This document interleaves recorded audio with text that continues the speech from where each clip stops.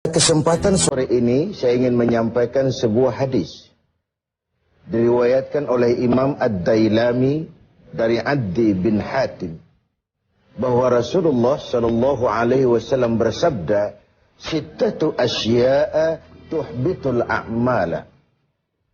Ada 6 perkara yang dapat merusak suatu amal. Merusak sholat kita, merusak puasa kita, merusak zakat kita, merusak bahkan haji kita, dan seterusnya. Inilah yang harus kita waspadai. Kita merasa kita sudah melakukan amal begitu banyak, tahu-tahu dirusak oleh hal-hal lain yang ada pada diri kita. Apa 6 perkara yang merusak amal itu? Yang pertama, al-ishtighalu bi'uyubil khalqi. Seseorang yang terlalu sibuk mencari-cari aib, mencari-cari kekurangan orang lain. Sekarang ini oleh budaya kita mencari dan membicarakan kekurangan orang lain bukan lagi hal yang tabu. Dikorek, dicari, kemudian berakhir dengan fitnah, dan begitu seterusnya. Dan itu merusak nilai amal yang kita kerjakan. Sibuk dengan mencari aib orang lain, lalu lupa kepada kekurangan dirinya sendiri. Bukankah dalam hadis lain Nabi mengajarkan, "Tuba liman syaghalahu aibuhu an uyubin nas." Beruntunglah orang yang kekurangan pada dirinya menyebabkan dia sibuk sehingga tidak sempat lagi mencari-cari kekurangan orang lain. Tapi sebaliknya celaka benar orang kalau waktunya habis dengan kesibukan mencari aib dan kekurangan orang lain, lalu merupakan aib dan kekurangan yang ada pada dirinya sendiri. Pemirsa TV7 yang berbahagia, sibuk dengan aib dan kekurangan orang lain dan asyik tenggelam di dalamnya, membicarakan si fulan, membicarakan si fulan, membicarakan si ini, menyebabkan kita terlena dan tidak sadar akan aib dan kekurangan yang ada di dalam diri kita. Dalam dunia jurnalistik ada ungkapan, bad news is good news. Berita jelek itulah berita bagus. Berita yang bagus biasa-biasa saja.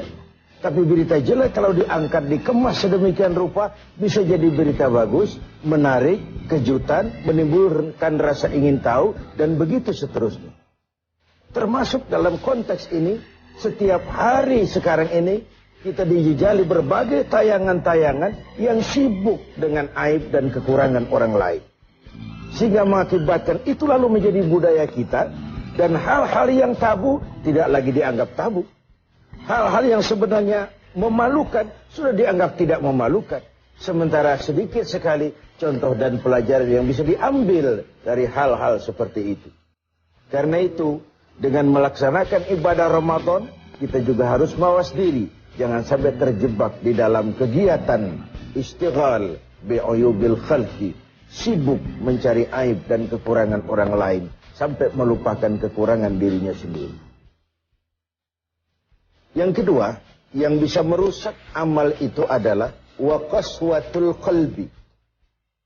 Orang yang keras hati. Hatinya itu kasar, keras. Beruntung kita kalau oleh Allah diberikan hati yang lembut, yang peka, cepat menerima kebenaran. Sebuah contoh, Sayyidina Umar bin Khattab, orang yang diberikan hati yang keras, tapi mudah menerima kebenaran. Cepat menerima kebenaran. Dia yang dimaksud qaswatul qalbi ini, sudah hatinya keras, kasar, dan tertutup untuk menerima kebenaran. Hatinya itu degil. Hatinya itu tertutup. Cupit seperti katak di bawah tempurung. Tidak mau menerima kebenaran. Tatkala kita tidak mau menerima kebenaran, lalu kita merasa kitalah yang paling benar. Banyak sekali dalam perjalanan hidup ini orang-orang yang kemudian terjebak menjadi pemilik kebenaran. Mengklaim Yang lain salah semua, cuma dia saja yang benar. Akhirnya juga terjebak pada hati yang keras dan kasar seperti tadi. Hati adalah raja dari kerajaan tubuh manusia.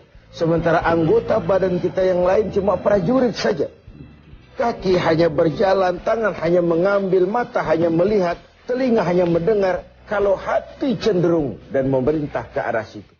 Maka benar ketika Nabi bersabda, kalau baik hati, baiklah seluruh badan. Kalau rusak hati, rusak jugalah seluruh anggota badan yang lain. Qaswatul qalbi. Yang ketiga yang merusak amal itu adalah wahubbud dunia. Orang yang terlalu cinta kepada dunia. Saya menggunakan kata terlalu, karena cinta kepada dunia bukan hal yang salah. Sepanjang dunia itu kita jadikan sebagai alat untuk mencapai tujuan jangka panjang, yakni akhirat dan ridho Allah. Tapi terlalu sehingga dia berurat dan berakar di hati, dan kita sulit melepaskannya, ini akan bisa merusak amal. Sebab apa? Kalau kegiatan hidup kita sudah dipacu oleh hubbud dunia, cinta dunia yang berlebihan. Cinta dunia itu include cinta pangkat, cinta jabatan, cinta harta, cinta pujian, dan sebagainya. Kalau itu sudah overload, sudah berlebihan dalam hidup kita, kita cenderung melakukan hal-hal yang menghalalkan segala cara. Dan ini akhirnya akan merusak nilai amal yang sudah kita kerjakan. Bukankah ini memang penyakit kita? Hubbud dunia. Terlalu cinta kepada dunia. Lalu menjilat ke atas, injak ke bawah, sikut kiri, kanan. Masa bodoh teman jadi lawan, lawan jadi teman. Asal bisa menggapai target dunia. Akhirat urusan nanti. Yang penting yang sekarang. Padahal yang nanti itu ditentukan oleh yang sekarang ini. Kalau beginilah cara kita mencapai tujuan, kita sudah merusak yang nanti itu juga. Karena itu, cinta kepada dunia secara berlebihan dapat merusak nilai amal kita. Inilah Ramadan, di mana kita menghadapi renungan-renungan bahwa dunia sesuatu yang bersifat sementara. Pernah saya sampaikan pada mimbar kita ini dunia. Ambil apa yang memang perlu, nikmati apa yang memang boleh. Kalau bisa jangan gagal kita di dunia ini. Tapi kalaupun kita gagal di dunia, kita kan masih punya akhirat. Inilah yang menyebabkan cara kita mencapai dunia tidak menghalalkan segala cara, karena kita yakin akan pertanggungan jawab akhirat nanti. Itu yang ketiga. Yang keempat, waqillatul haya. Sedikit rasa malu. Ini kan budaya malu. Sekarang ini sudah setipis kulit ari. Tadi saya sampaikan yang tabu sudah dilakukan orang secara biasa. Kita tidak mengerti. Misalnya ada perempuan dengan bangga bercerita, anak saya 3, semua tidak ketahuan bapaknya. Dicerita secara terbuka di media. Dan dia merasa enjoy dengan itu. Bayangkan kalau ini lalu menjadi diikuti oleh yang lain. Bayangkan kalau ini menjadi sebuah tradisi di tengah masyarakat kita. Hal yang memalukan dan memilukan sudah dianggap sebagai sesuatu yang biasa. Tidak ada yang tabu lagi. Padahal malu bagian daripada iman.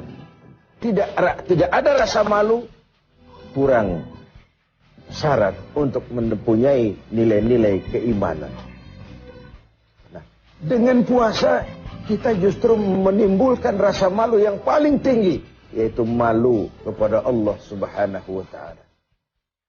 Kalau tengah hari Ramadan kita makan, tidak seorang pun tahu, tidak seorang pun lihat, dan kita tidak mau melakukan.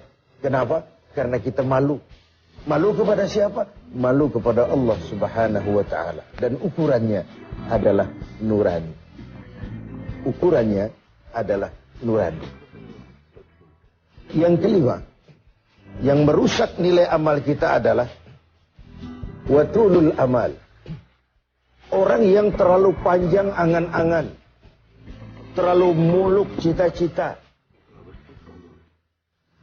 Silahkan saja cita-cita digantungkan setinggi bintang di langit, tapi kaki harus tetap berpijak di bumi.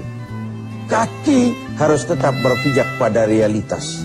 Kalau tidak, kita akan jadi penghayal kelas berat, tukang ngelamun kelas tinggi, yang hidup cuma mengumpulkan jikalau, andai kata, umpama, dan misalnya.